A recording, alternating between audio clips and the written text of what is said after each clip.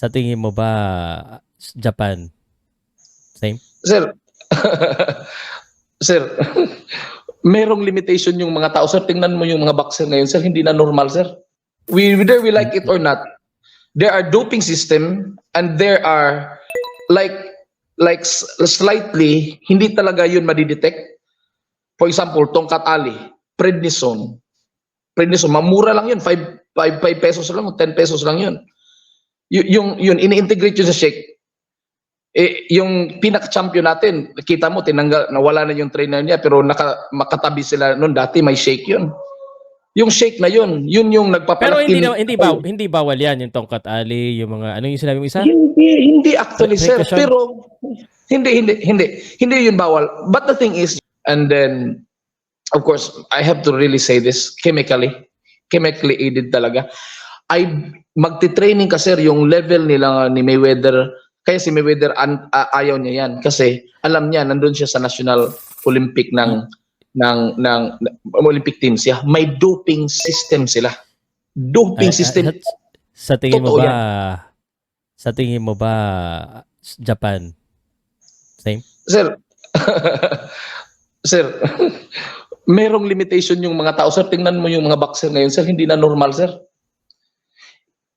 Example ko sa iyo.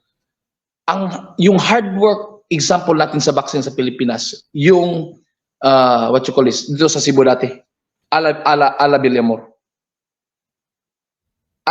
they were really working hard, the strongest, kaya nang sinabi na, the strongest among us, among the Filipino, nasa kanila. Pero yung stamina, hindi mo maaabot yun until you really you are chemically aided slowly and properly. I have to be very honest. Slowly and properly, correctly.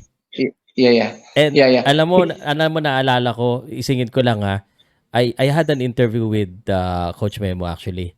Sabi niya, yes, kasi dati nahuli siya sa ganyan eh. Naging advisor na daw siya ng VADA. Tapos siya, alam niya kung ano yung mga bagay-bagay na dapat. Scientist ang tawag niya sa sarili niya, scientist. Correct. He knows what are allowed or not para ma-boost yung power. So, I guess yes.